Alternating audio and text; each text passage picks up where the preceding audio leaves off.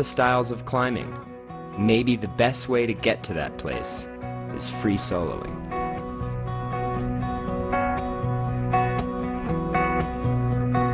Got no time, got no mind. To be able to free solo something, that is an expression of being so in control that you know you're going to be able to do it without falling. There is a pretty strong mental dialogue and a pretty strong engagement with fear. Time to sink with. It's hard to push past that fear. It's something that for me takes a lot of thought, a lot of preparation, and I don't have to be paralyzed by fear. I can just go do it.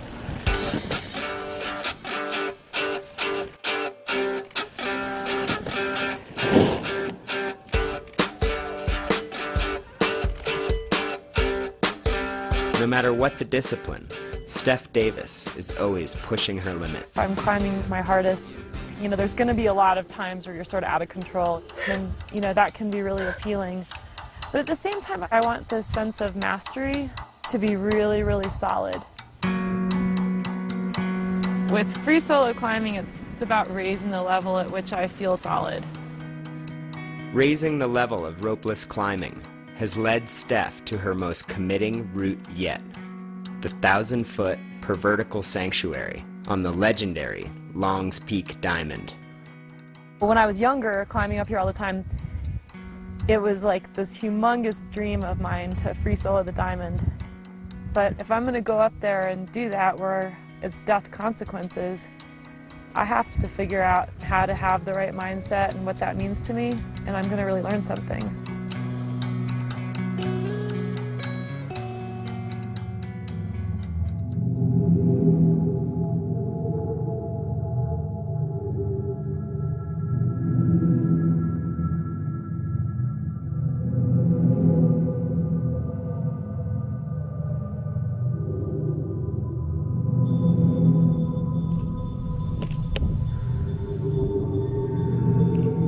The climbing is pretty steep.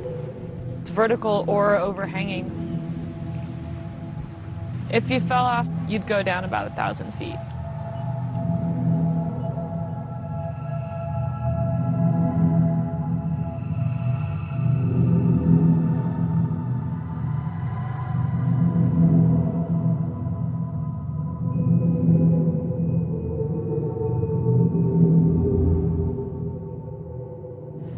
The crux section is a good handful of moves that you have to kind of maintain throughout there. It is a little steeper, so you're not totally on your feet. It's a little more strenuous.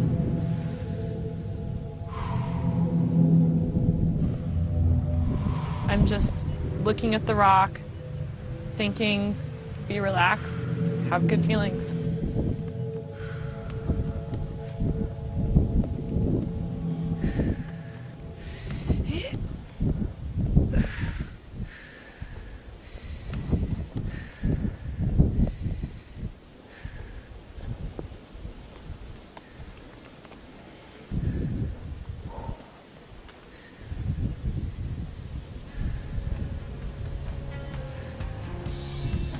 To me, soloing something like this, it's really about being in an environment where there's a lot of risk and controlling yourself. If you can control yourself, you're going to be safe. And that's the challenge.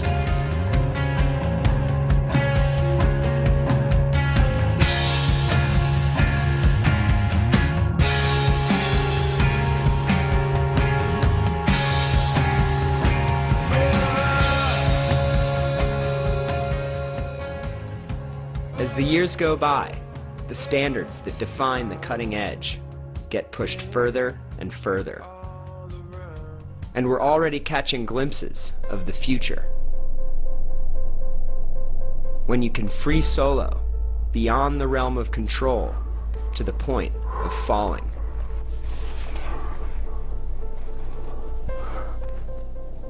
That's always been the scariest part in climbing, is falling. Or right before you're going to fall.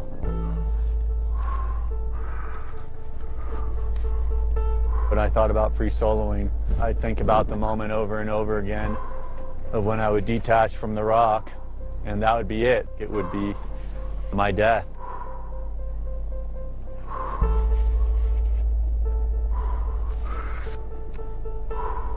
Having a base rig on seemed just like the obvious ultimate idea.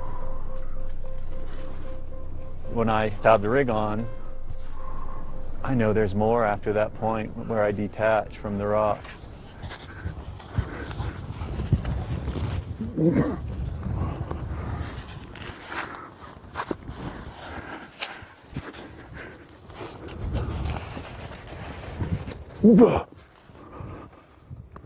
Fuck. Thickening clouds on the Eiger make a safe base exit impossible, forcing Dean to reverse back down the climb.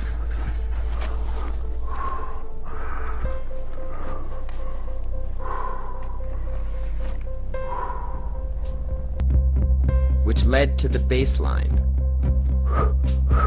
The idea that I once had that falling was death. Now falling is control, and that's a great thing to be able to change. You know, instead of dying, I'm flying. For me, a big door is opened, and I'm seeing the world now through different eyes.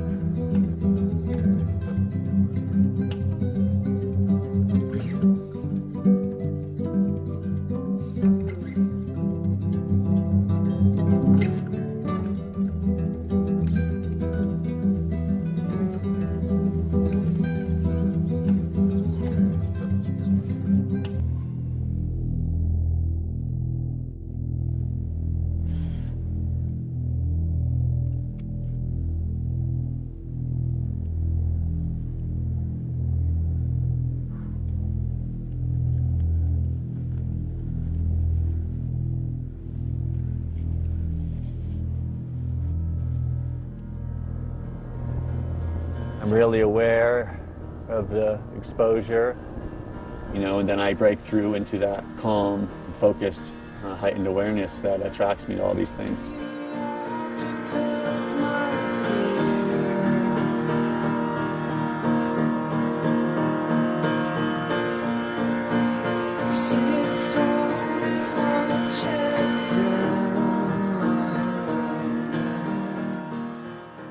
Just cued into the texture of the rock and my contact, and still pretty much hugging onto the solid earth.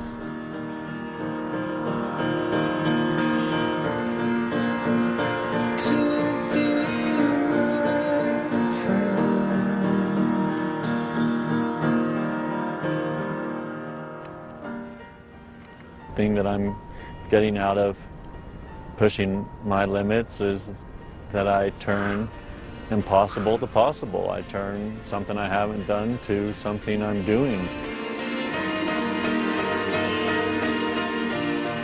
But the possibilities of what we're capable of doing if we believe in it is the most compelling thing I can think of.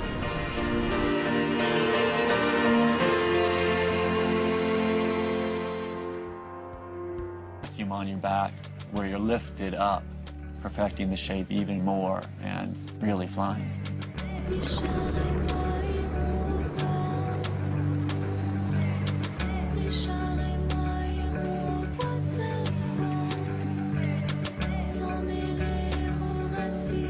You know, when I'm in the air, my body's going to go to relax, gain stability, and then increase forward motion. It's so powerful because you are playing with death right then. And it's like, you know, I didn't die, and it feels so good.